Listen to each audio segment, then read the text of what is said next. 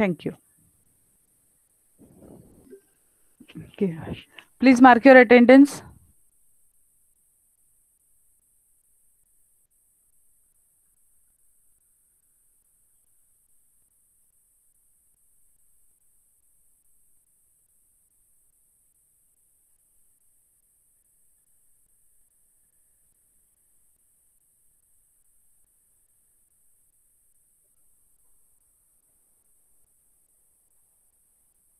Is the screen visible? Screen दिसतोय सगळ्यांना?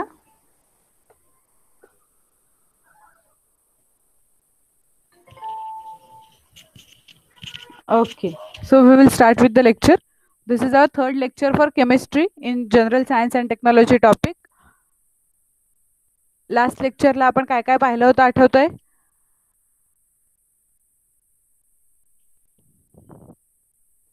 Structure of atoms, molecules, compounds याच्याबद्दल आपण बघितलं होतं. मिक्सचर म्हणजे काय असतं, right?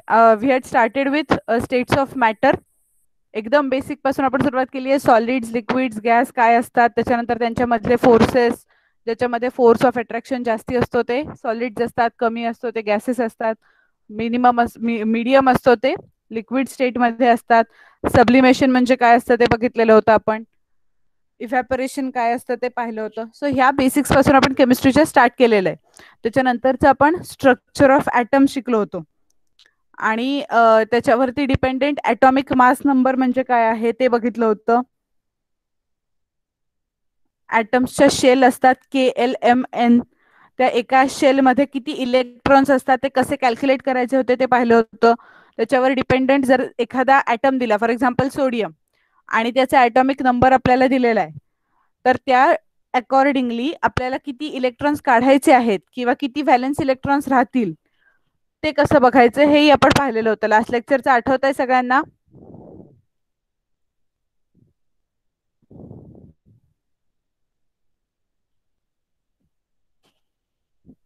Okay, so now what we are going to start is chemical reactions and equations. आता हा केमिस्ट्रीचा एकदम बेसिक पार्ट आहे, राईट? कुठलीही आपली जी केमिस्ट्री डिफाईन झालेली आहे ते ॲटम्स, मॉलिक्युल्स हे सगळं आपण कशासाठी शिकलो, तर ते एकमेकांशी रिॲक्ट कसे करतात हे बघण्यासाठी. आणि ह्या रिॲक्शन्स आपण इक्वेशन फॉर्म मध्ये कशा लिहू हे आपल्याला आता थोडक्यात बघायचं आहे. ओके, ह्या केमिकल रिॲक्शन्स ज्या आहेत त्या सतत आपल्या आजूबाजूला ॲटमॉस्फिअरमध्ये चालू आहेत, एन्व्हायरमेंटमध्ये चालू आहेत, राईट? आपल्याला प्रत्येक रिॲक्शन ही चेंज दिसेलच असं नाहीये. जसं आपण केमिस्ट्रीच्या लॅबमध्ये कधी एक्सपेरिमेंट केलेले असतील तर कलर चेंज होतो, white to green, pink to white, असे अनेक वेगवेगळे चेंजेस होतात. त्या कलर जिथे चेंज होईल तिकडे आपल्याला दिसू शकतं. काही ठिकाणी स्मेल असतो, काही ठिकाणी एफर्वेसन्स असतात. ह्या सगळ्या गोष्टी ज्या आहेत ह्या आपण बघू शकतो किंवा आपले सेन्स ऑर्गन्स त्यांना अडॅप्ट करू शकतात. बाकीच्या ज्या केमिकल रिॲक्शन्स आहेत त्या काही आपल्याला दिसत नाहीत, बट तरी सुद्धा आपण साधारणपणे काही अंदाज बांधून त्याच्यामध्ये कुठला ॲटम टाकलाय, दोन कुठले ॲटम टाकलेत आणि त्याच्यापासून काय बनू शकेल हे बघू शकतो. Those are all chemical reaction. आणि त्या रिॲक्शन वरती ते रिॲक्शन हे प्रेडिक्ट करणारं So process in which one or more chemical substances react with other chemical substance and convert it to one or more different substances is known as chemical reaction. So simple आहे. एखादा A product आणि B product हे combine करून आपण AB तयार करतोय किंवा अजून तिसरा काहीतरी C मॉलिक्यूल तयार करतोय, तर all these will come under chemical reactions.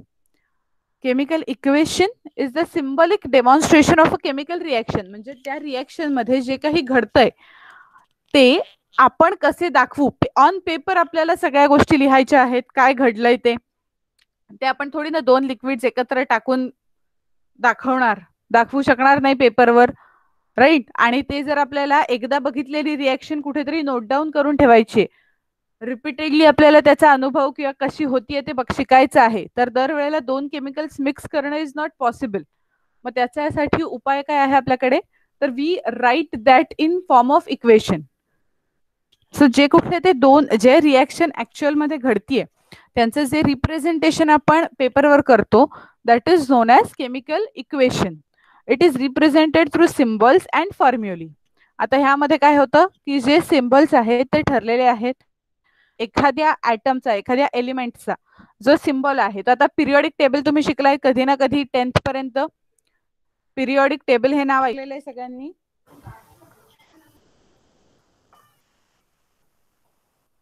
असं नाव ऐकलंय?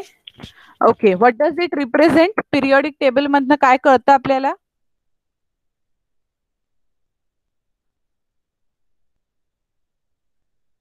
एक एक बेसिक सांगितलं तरी चालेल की पिरियॉडिक टेबल मध्ये काय असतं.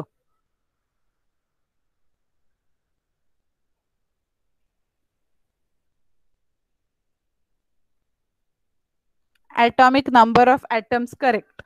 बेसिकली जेवढे अवेलेबल ॲटम्स, एलिमेंट्स आहेत ते सगळे पिरियॉडिक टेबल मध्ये एनलिस्टेड आहेत आणि they are enlisted according to their atomic number. Okay, आणि मग त्याच्यापासून आपल्याला हॅलोजन्स कुठले आहेत, मेटल्स कुठले, नॉन मेटल्स कुठले, हे सगळं कळतं. ओके, आणि त्यामध्ये काय आहे? Actual name of that particular element and it's symbol. ते कशाने रिप्रेझेंट करणार हे दिलेलं असतं. ओके, सो ह्या गोष्टी ज्या आहेत ह्या जे केमिस्ट्रीमध्ये आपण जे सिम्बॉल्स वापरू किंवा जे फॉर्म्युले यूज करू ते ठरलेले असतात. फॉर एक्झाम्पल, आता मॅग्नेशियम प्लस ऑक्सिजन ही रिॲक्शन आहे आणि it is giving out magnesium oxide. तर आता मॅग्नेशियमचा आपण शॉर्ट फॉर्म कसा लिहितो किंवा सिम्बल कसा लिहितो? कॅपिटल एम स्मॉल जी, एम जी. आता मला मॅग्नेशियम मध्ये एम ए लिहावं वाटलं म्हणून मी एम ए लिहिलं, तर त्याला काही मिनिंग राहील का? सपोज आता मॅग्नेशियम मधली पहिली दोन लेटर्स मला दिसत आहेत एम आणि ए, म्हणून मी ती लिहिली आणि रिॲक्शन लिहिली, तर दॅट इज युजलेस. त्याचा काही उपयोग नाही होणार. ओके, बिकॉज हे स्टँडर्ड सिम्बल्स आहेत. मॅग्नेशियमचा एम जी, ऑक्सिजनचा O2. आता ओ, नुसता ओ जो असतो, इन फक्त जर आपण ओ ठेवला ऑक्सिजनच्या जागी तर तो स्टेबल नसतो. म्हणून तुम्ही कुठेही बघू शकाल की जिथे कुठे लिहिलेला असेल we always write it as O2. Okay, ऑक्सिजनला कोणाबरोबर तरी जेव्हा त्याचं कॉम्बिनेशन होतं तेव्हाच फक्त तो स्टेबल राहू शकतो. Okay, so Mg plus O2 will give you MgO. ठीक आहे. आता तुम्ही बॅलन्सिंग ऑफ केमिकल रिएक्शन शिकलाय कधी आधी?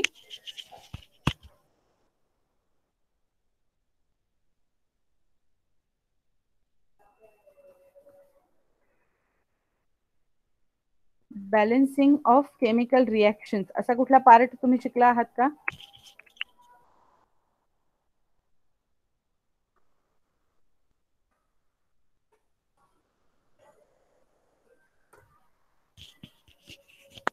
तर आता इथे आपण बघायला गेलो तर there are 2 molecules of oxygen and here we are representing only 1. So how to balance that particular equation is adding 2 molecules of Mg. So इथे 2 Mg plus O2 will give out 2 MgO. हे balanced chemical equation होतं. Okay, the substances magnesium and oxygen are known as reactants and the result of reaction, that is magnesium oxide, is known as product. थोडक्यात आपण J equal टूच्या किंवा ॲरोच्या left hand साइडला लिहू, those will be considered as reactants. And the thing that we write or the chemicals that we write on the right side will be considered as product. Okay, reactant म्हणजे जे react होतात आणि काहीतरी तयार करतात ते, आणि जे तयार झालेलं असतं that is known as product.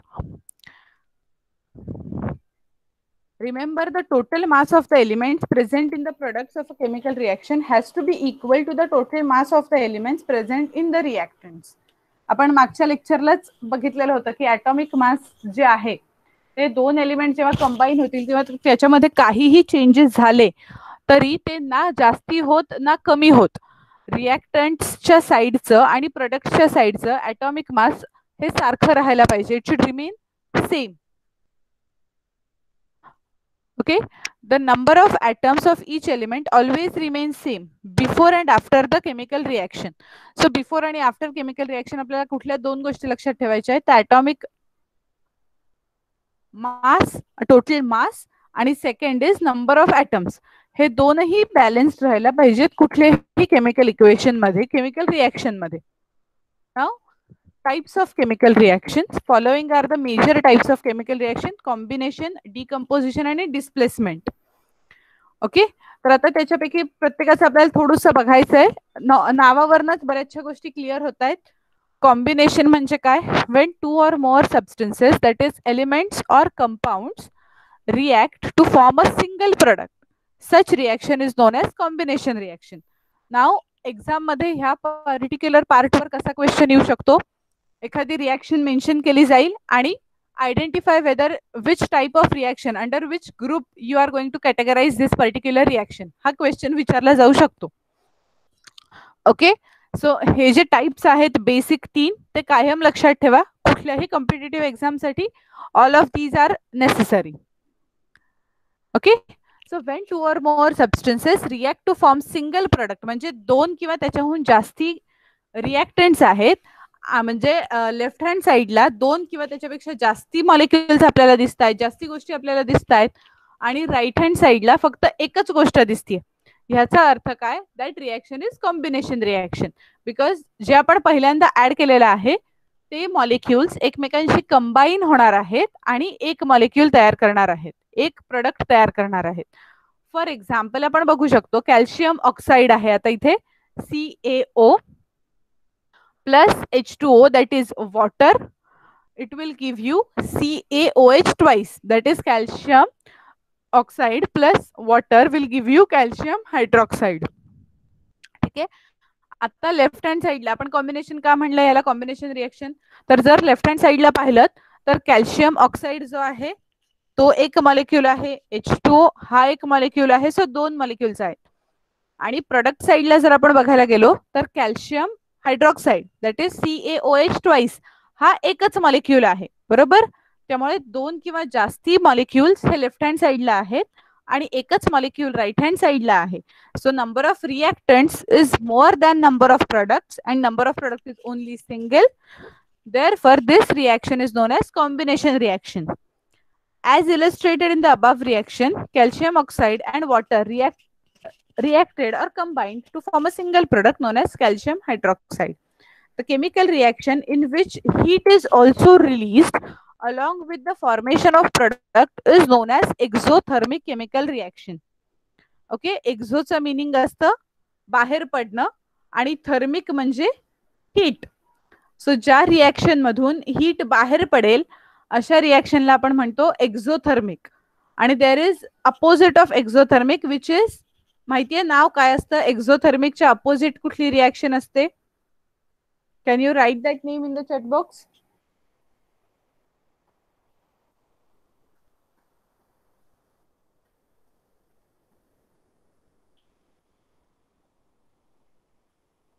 Correct, very good.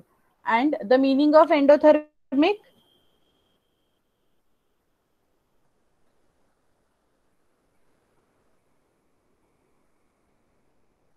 Exothermic is the reaction in which heat is given out.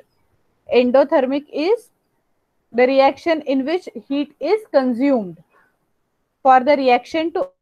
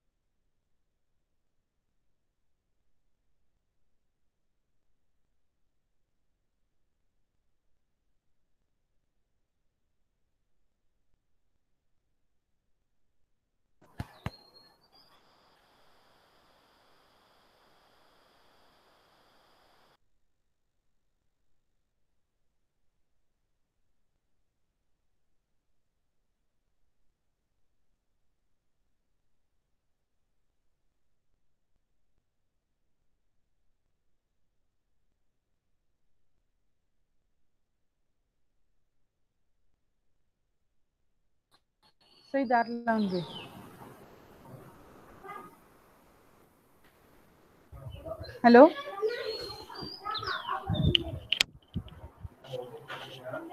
hello, is my voice coming? Please write something in the chat box. Okay. Actually, I lost my network connection. That's why I had to leave the meeting.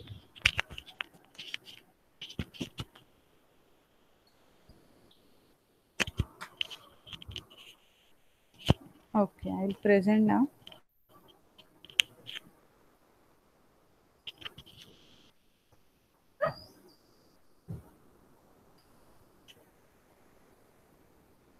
Is the screen visible?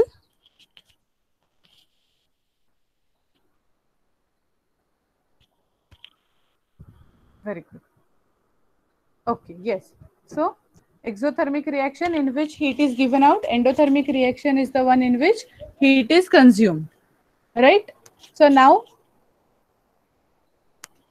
what we can write is x plus y is giving out xy, and if this reaction is exothermic, जर ही reaction heat बाहेर सोडणारी असेल तर काय होईल, जेव्हा ते x Y नावाचं product आपण ज्या वेसल मध्ये ज्या कंटेनर मध्ये ठेवलेलं आहे बनवण्यासाठी ते वेसल आपलं आपणच गरम होईल.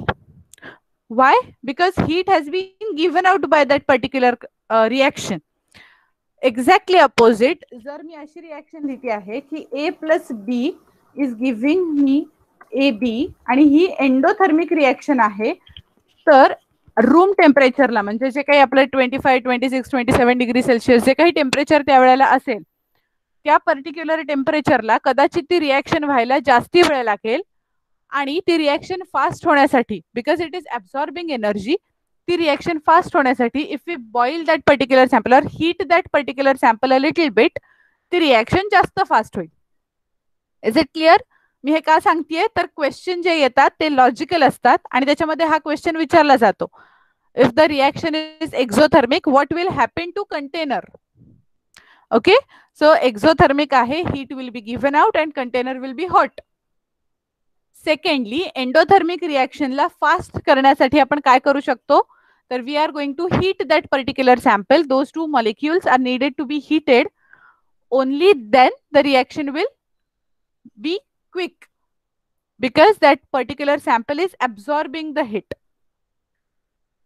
Now decomposition reaction ही झाली पहिली कॉम्बिनेशन रिएक्शन. कॉम्बिनेशन रिएक्शन मध्ये काय होणार आहे, दोन मॉलिक्युल्स एकमेकांशी कंबाईन होऊन, दोन किंवा मोर दॅन टू मॉलिक्युल्स किंवा रिएक्टंट्स एकमेकांशी कंबाईन होऊन सिंगल प्रोडक्ट जनरेट होणार आहे. Okay, second type is now decomposition reaction. The reaction in which a single reactant breaks down into simpler products is known as decomposition reaction. Okay, as the name suggests, something is getting decomposed.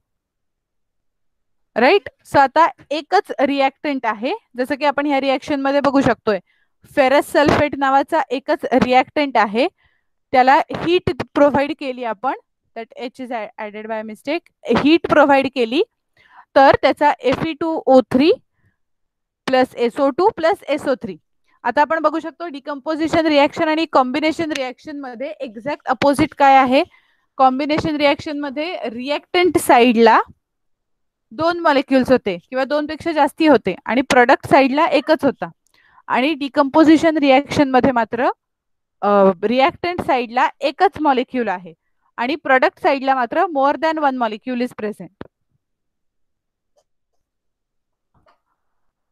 Okay, so in the above given reaction, ferrous sulfate crystals, that is FeSO4.7H2O, when heated it loses water and the color of the crystal changes. Finally it decomposes into ferric oxide, sulfur dioxide and sulfur trioxide.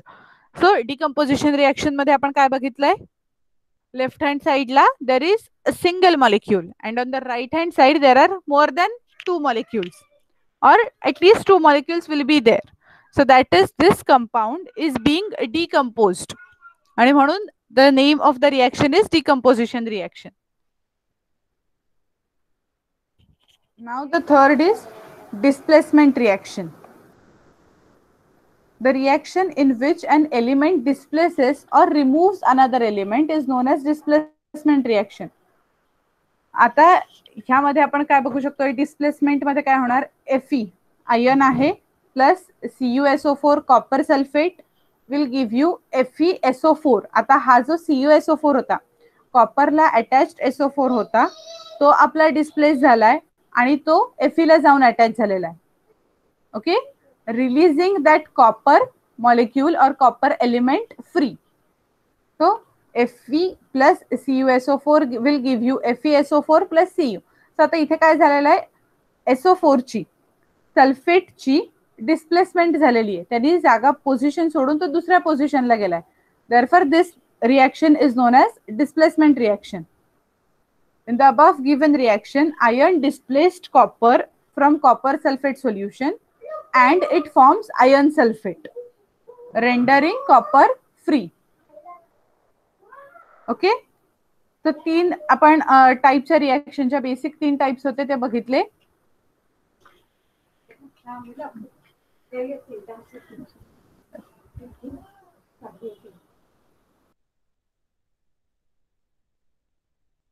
So आपण 3 reactions पाहिले आहेत, combination reaction, displacement reaction आणि the third type that we have studied is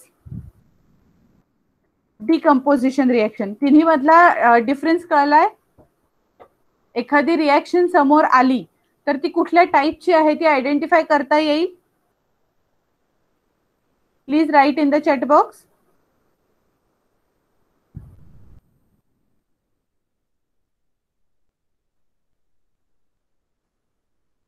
असं जर मी दिलं तर what type of reaction is this?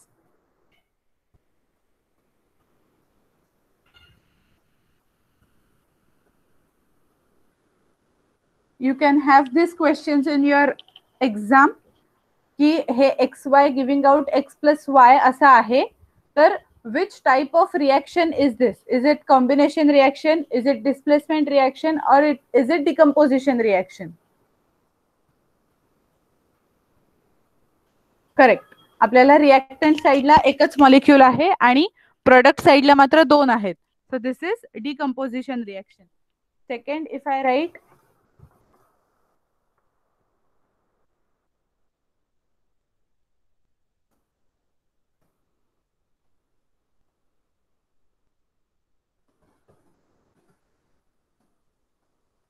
which type of reaction is this now?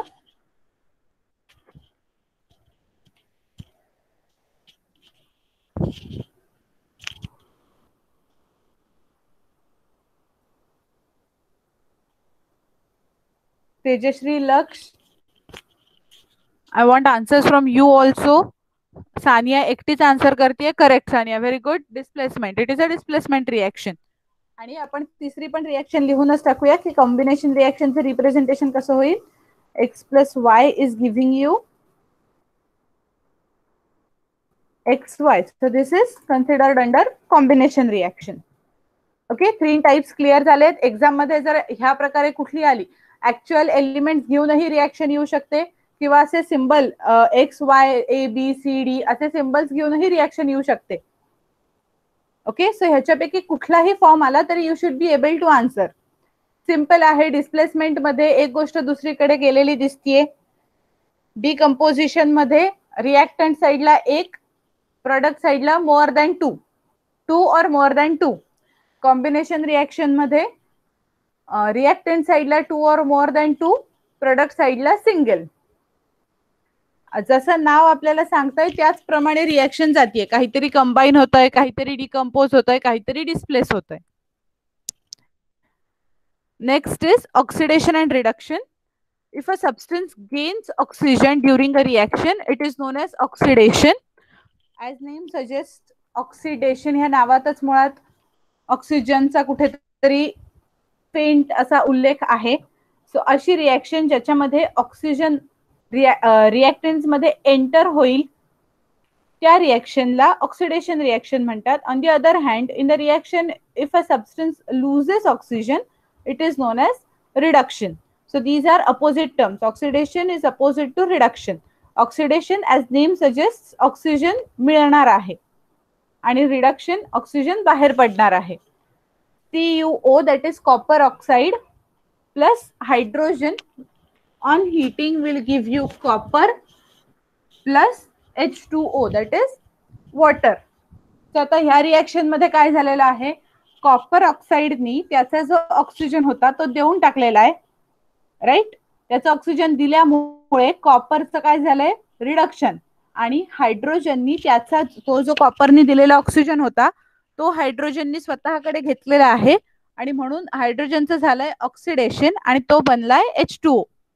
In the above given reaction, the copper oxide loses oxygen and hence reduced, that is reduction.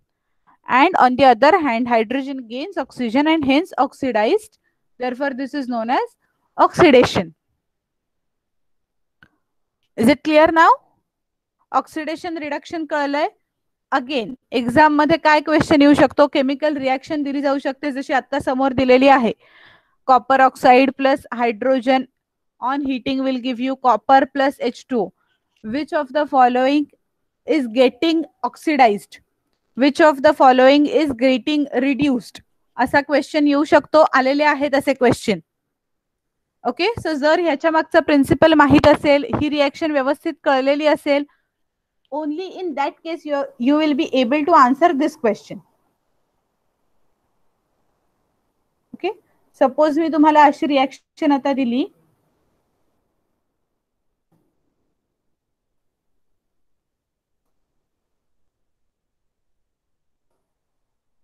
आधी मला सांगा ह्या reaction मध्ये oxidation कोणाचं झालंय,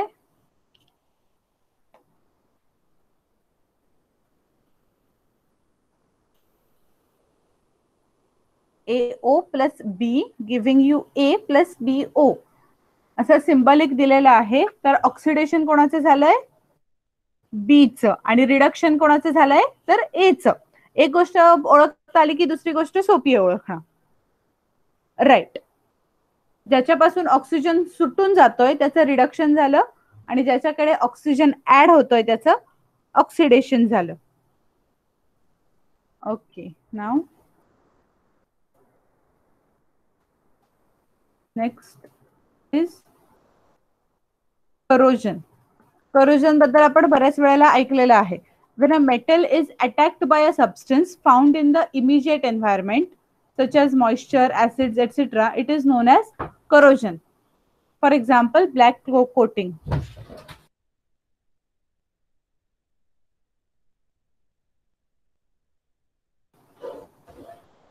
So when a metal is attacked by substances, that is moisture, acid, असं काहीही एखाद्या मेटल वरती पडलं की आपण बघतो त्याचं करोजन होतं. फॉर एक्झाम्पल ब्लॅक किंवा रेडिश ब्राऊन असं कोटिंग असतं on the silver, green coating on copper. हे सगळं काय आहे, these are all examples of corrosion. Unattended metals कुठे घराच्या आजूबाजूला पडलेली असतील तर तिथे, जसं की इथे हे कुलूप दाखवलंय, रस्टिंग होतं.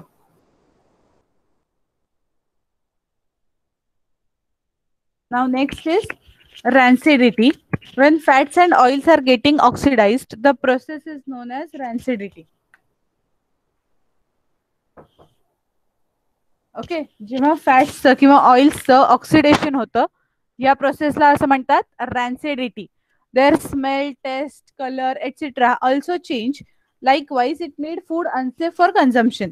नॅचरली रॅन्सिड फूड जे खूप दिवस अनअटेंडेड ऑइल्स किंवा फॅट्स असतील तर त्याच्यामधला जो चेंज असेल, त्याच्यामध्ये जो टेस्ट मधला जो फरक असतो, that has happened because of its oxidation. And this oxidation of fats and oils is known as rancidity. So ही जी रिएक्शन आहे आता आपण जे वाचलं, डेफिनेशन आहे रॅन्सिडिटीची, ती लक्षात ठेवा.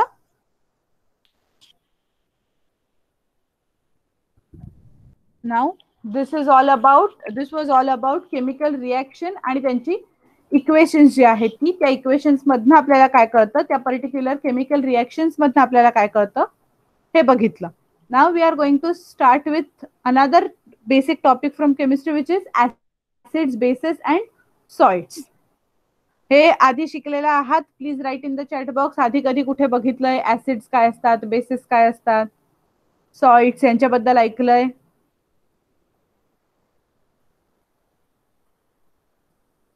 नाइन्थ केमिस्ट्री नाइन्थच्या सायन्स टेक्स्टबुक मधल्या केमिस्ट्री टॉपिक मध्ये हे सगळं झालेलं आहे.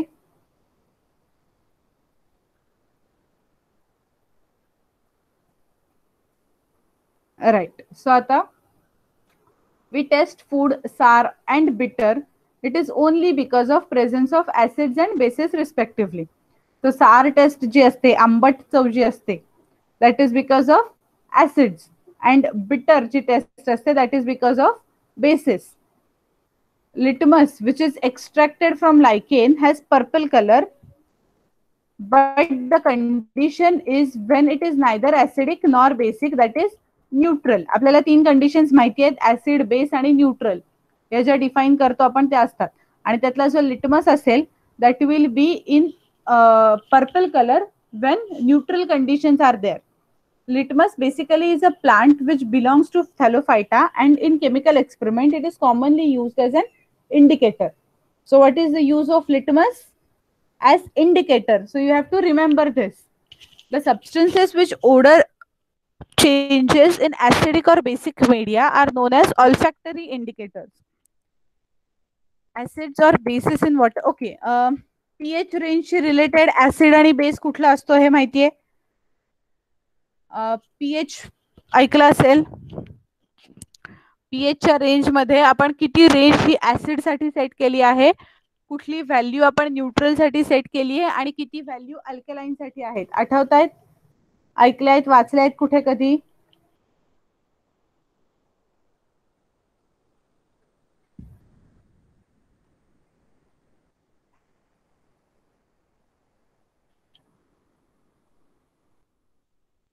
Yes, please write in the chat box.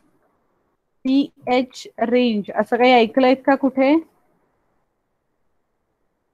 आहेत तर त्यामध्ये ऍसिड साठी काय रेंज आहे, बेस साठी काय रेंज आहे आणि न्यूट्रल साठी काय रेंज आहे?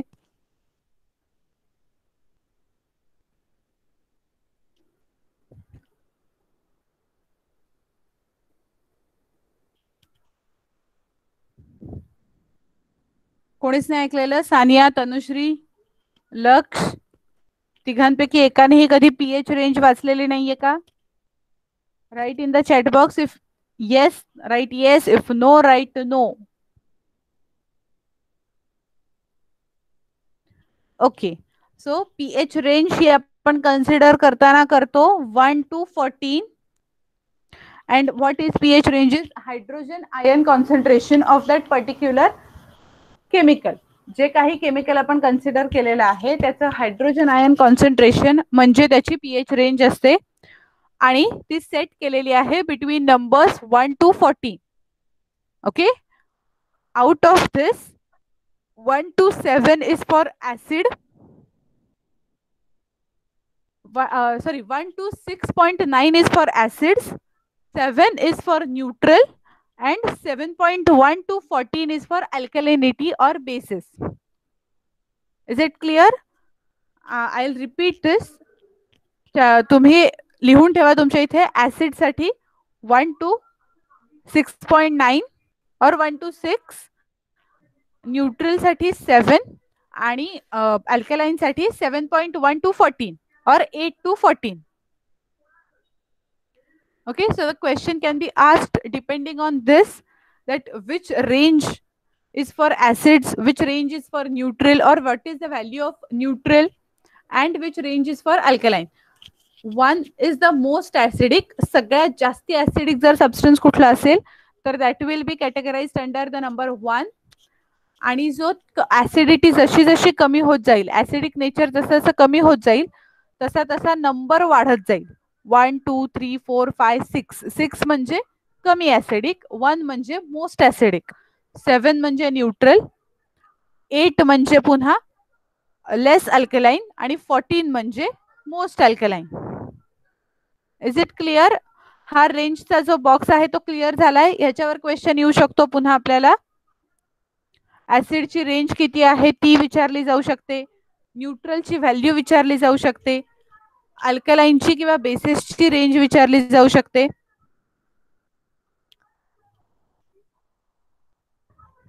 ओके. सो आता ह्यापैकी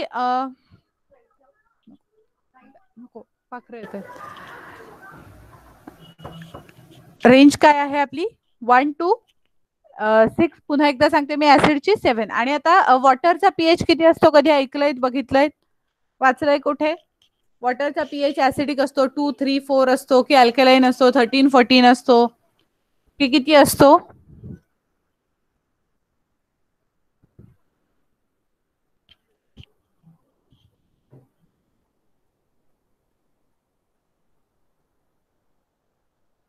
Please write in the chat box. Correct. Yes. Water is neutral. It is neither acidic nor alkaline. Therefore, the pH of water is 7. Very good. Have you heard about pH of blood? Standard values आहेत biology chemistry दोन्ही मध्ये लागणाऱ्या आहेत त्या काही या ज्या standard values आहेत त्या थोड्याशा लक्षात ठेवून घ्या एक एक मार्क पटकन मिळून जाऊ शकतो या क्वेश्चन्स वर ब्लडचा पीएच किती असतो is it basic neutral completely like water और स्लाइटली अल्कलाइन कुठला जर हिमॅटॉलॉजीचा रिपोर्ट पाहिला असेल तुम्ही हिमोग्राम पाहिला असेल तरी त्यामध्ये लिहून आलेला असतो काही वेळेला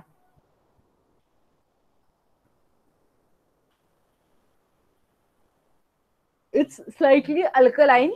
So 7.2, 7.3 to 7.4 is the standard pH of blood. Okay. So now acid or base in water solution. आता थोडंसं वेगळं बघायचं आपल्याला. The hydrogen ions in HCl are produced because of the presence of water. Secondly, the separation of H plus ions from HCl molecule cannot be done in the absence of water. The chemical formula is illustrated below. HCl, that is hydrogen chloride plus water, असं जर आपण combination केलं तर H3O plus Cl minus. स्वतः हा H separate झाला आणि chloride ion separate झाले. All this has happened in the presence of water. जो HCl हा ऍसिडिक आहे आणि त्यांनी ही रिएक्शन आपल्याला वॉटर बरोबर दिलेली आहे. Can you please categorise this reaction आपण ज्या वरती रिएक्शन्स बघितल्या होत्या जे टाइप्स पाहिले होते त्यांच्यापैकी ही कशात मॉडेल असं तुम्हाला वाटतंय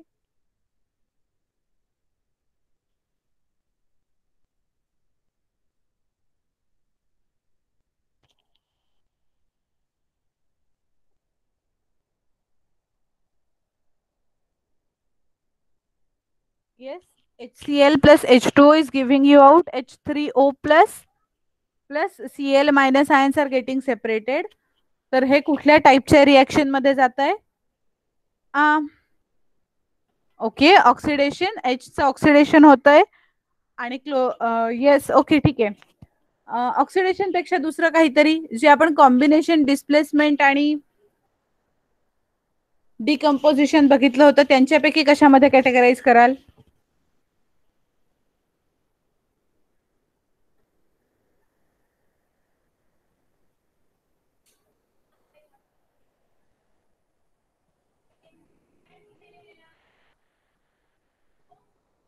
Yes. No. It is not getting decomposed.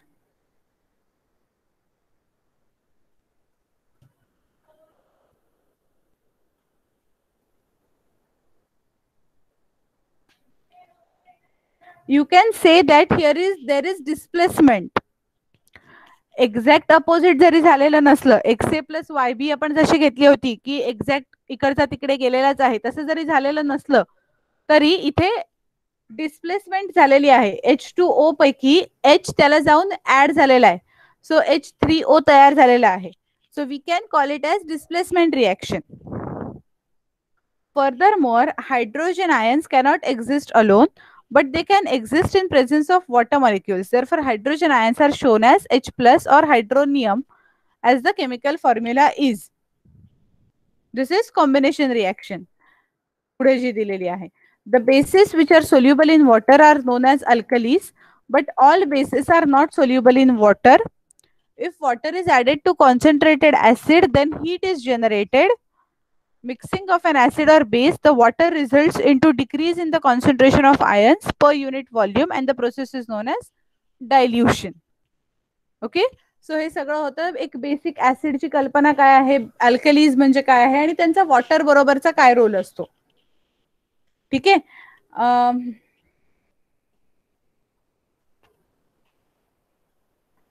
Acid आणि बेस एकत्र केले की काय बनतं हे ऐकलंय कधी?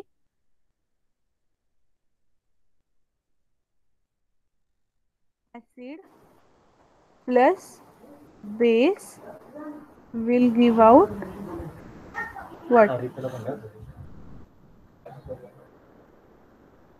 Will give out what? Correct. Perfect. Water and salt is released out when acid and base is reacted. Sania, can you please give me one example of this reaction? One very basic which we have already learnt in school. Your answer is correct. Acid plus base will give you salt and water.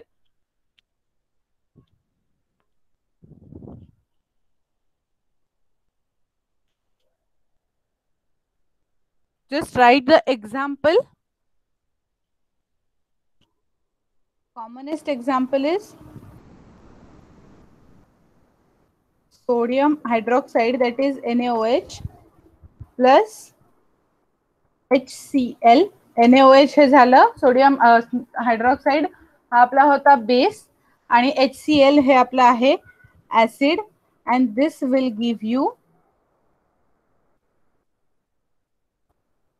NaCl, that is salt, plus H2O, that is water. आठवतीये ही reaction आपण बरेचदा शिकलेलो आहे. NaOH is a strong base किंवा strong alkali. HCl is a strong acid. And when both of them combine, we give we receive NaCl, that is salt, sodium chloride, and H2O, which is water.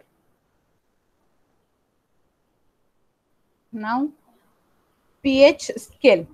A scale used in measuring the hydrogen ion concentration in a solution is known as pH scale. जे आपण मगाशी discuss केलेलं आहे तेच आपल्याला थोडंसं वाचायचं आहे. The P in pH stands for potence. It is German term which means power. So he power कशाची आहे तर हायड्रोजन आयन्सची. त्या रिलेशन मध्ये पॉवर हा वर्ड यूज केलेला आहे इथे. pH value is taken simply as a number which indicates the acidic or basic nature of a solution. So if the concentration of hydronium ion is higher, then the value of pH would be lower. Hydronium ion किंवा hydrogen आयनचं concentration जेव्हा जास्ती असेल, H plus ion जेव्हा जास्ती असतील तेव्हा pH कमी असेल. ह्या सेंटेन्सचं मीनिंग समजलं? हायड्रोजन आयन कॉन्सन्ट्रेशन जास्ती, पीएच कमी.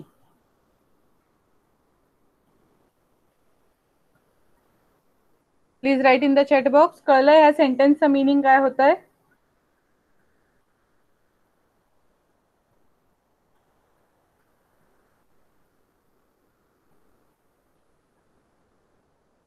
Write yes, no, whatever it is, please write it.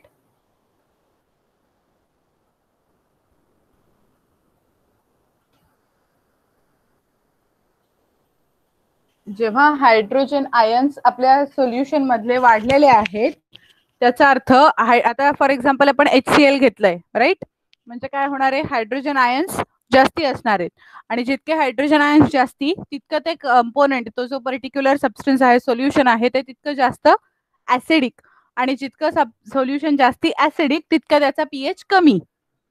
Therefore this sentence has this particular meaning that when the hydrogen ion concentration is higher, then the value of pH would be lower. आता समजलं?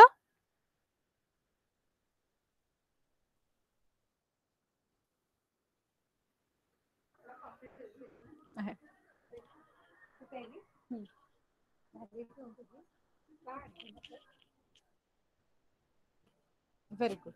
Now the next is the value of pH scale ranges between 0 and 14. So if pH value is measured 0, it means it is very acidic, and it is 14, then it means it is very alkaline. The neutral value of pH scale is 7. On a pH scale, values less than 7 represent acidic solution and values greater than 7 represent basic solution. Usually, a paper impregnated with the common indicator is used for measuring the pH. Okay. So आता ह्याच्यामध्ये आपण ह्याच्यामध्ये ही image तुला जास्ती clear करून देईल जे आपण म्हणत होतो. हायड्रोजन आयनचं कॉन्सन्ट्रेशन जितकं जास्ती दिसतंय ही इथे हायड्रोजन आयनचं कॉन्सन्ट्रेशन जास्ती आहे आणि त्यामुळे आपण त्याला जास्ती ऍसिडिक म्हटलंय. आणि जसं जसं हायड्रोजन आयन कॉन्सन्ट्रेशन ह्या स्केलवर असं कमी होत गेलंय, इथे एकदम मिनिमम आहे आणि तेव्हा काय वाढलंय, इथे हायड्रोजन जास्ती आहेत, इथे OH मायनस जास्ती आहे आणि त्याच्याप्रमाणे त्याचा बेसिक नेचर वाढत गेलेला आहे. ओके. सो जो कुठला बेस असेल, स्ट्रॉंग बेस असेल तर त्याच्यामध्ये OH आयन्सचं कॉन्सन्ट्रेशन जास्ती असतं. स्ट्रॉंग ऍसिड असेल तर त्याच्यामध्ये हायड्रोजन आयन्सचं कॉन्सन्ट्रेशन जास्ती असतं. Likewise, the strength of acids and bases, base substance mainly depends on number of H plus and OH minus ions produced. The following image roughly illustrates the pH value of some of the common substances. Gastric juice, lemon juice, pure water, blood, milk of magnesia, sodium hydroxide या सगळ्याचे आपल्याला साधारण pH ची एक range दिलेली आहे. Importance of pH in everyday life. The pH value of a human body ranges between 7 to 7.8. कारण वेगवेगळे मॉलिक्युल्स आपल्या बॉडीमध्ये प्रेझेंट आहेत. काहींचे pH 7 च्या रेंज मध्ये आहेत, काहींचे pH थोडेसे अल्कलाइन आहेत. युरिनचा, ब्लडचा, urine is output, right, but त्याचा pH कुठेतरी किडनी पासून प्रोसेस होताना रेग्युलेट होणार आहे आणि तेव्हा तो स्लाइटली अल्कलाइन असणार आहे. The stomach of a human body produces hydrochloric acid, म्हणजे HCl तयार करतं, which helps in the digestion of food. Surprisingly, it does not harm the stomach anyway. HCl हे स्ट्रॉंग ऍसिड आहे, आपण मगाशीच बघितलं होतं, ज्याचा pH अराउंड 2 पर्यंत इतका कमी असतो आणि तेवढा कमी pH आपल्या शरीरामध्ये स्टमक मध्ये प्रेझेंट असतो. However, when stomach produces too much acid, it is known as indigestion. जेव्हा आपण म्हणतो ऍसिडिटी झाली आहे, what do we mean by this word की ऍसिडिटी झाली आहे, तर आपल्याला काय म्हणायचं असतं तेव्हा की ते ऍसिडचं हायड्रोक्लोरिक ऍसिडचं कॉन्सन्ट्रेशन हे बॉडीमध्ये स्टमक मध्ये वाढलेलं आहे due to indigestion.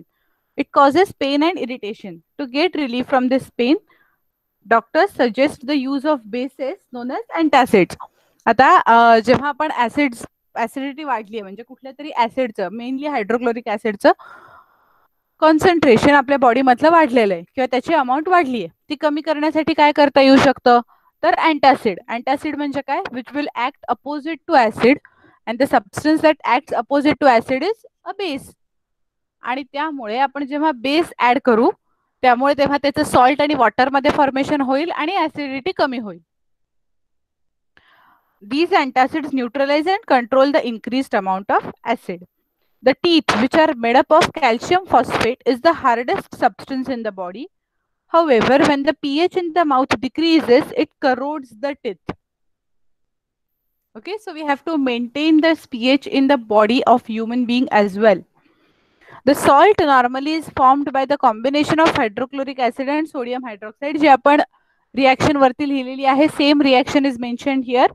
That NaOH plus HCl will give you NaCl plus H2O. When the pH value of rain is measured as less than 5.6, it is known as acid rain. Environment she related कधी acid rain ऐकलंय, त्याचं meaning काय असतं माहितीये?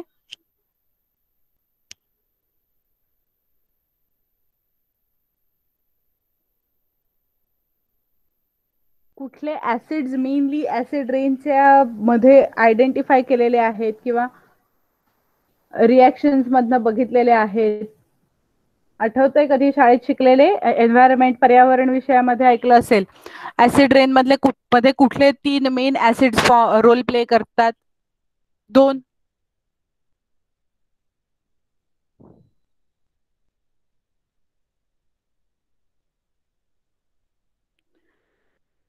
Sulphuric acid ऐकलंय, H2SO4. Yes, correct. Sulphuric acid and nitric acid. Very good, correct. H2SO4 आणि HNO3 हे दोघं जण मेन रोल प्ले करतात ऍसिड रेन मध्ये. सो पीएच जेव्हा कमी होतो तो चेक करायला लागू शकतो आणि हे कशाशी रिलेटेड आहे, तर pollution in that particular environment, जिथे पोल्युशन जास्ती आहे, जिथे हे ऍसिड्स हवेमध्ये रिलीज जास्ती अमाऊंट मध्ये झालेले आहेत, तिकडे हे जिथे हे गॅसेस SO4 NO2 हे गॅसेस जिथे पोल्युटंट म्हणून रिलीज झालेले, जिथे इंडस्ट्रियल एरिया जास्ती आहे, तिकडे ऍसिडिक रेजचे चान्सेस जास्ती आहेत आणि which will harm every living thing on the earth. When acid rain flows into the rivers, then it lowers the pH of the river water. The acidic river water is threat for the survival of aquatic life.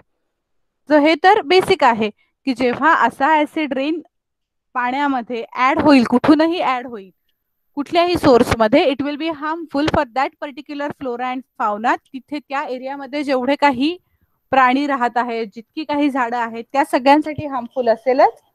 आणि त्यामुळे हा pH maintain करणं गरजेचं आहे. त्याच्यासाठी pollution indicators असणं गरजेचं आहे. म्हणजे थोडक्यात हा जो ऍसिड रेनचा जो रेन वॉटरचा पीएच आपण चेक करू, that will be an indicator of the pollution in that particular area. Is it clear? इथपर्यंत समजलंय?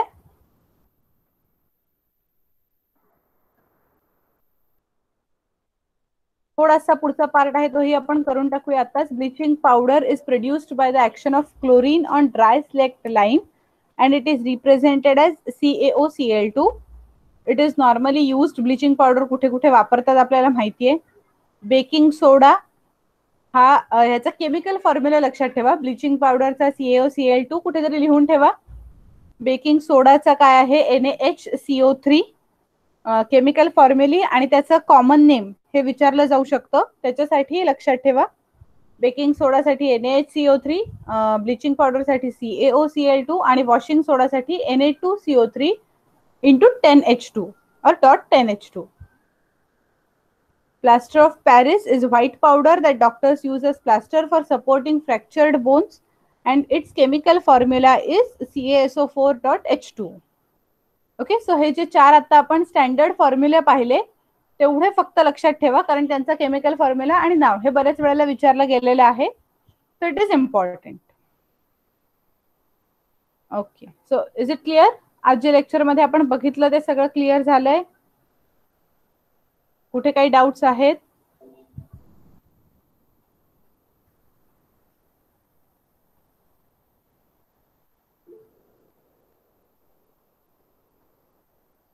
Okay, very good. So you can leave the meeting now.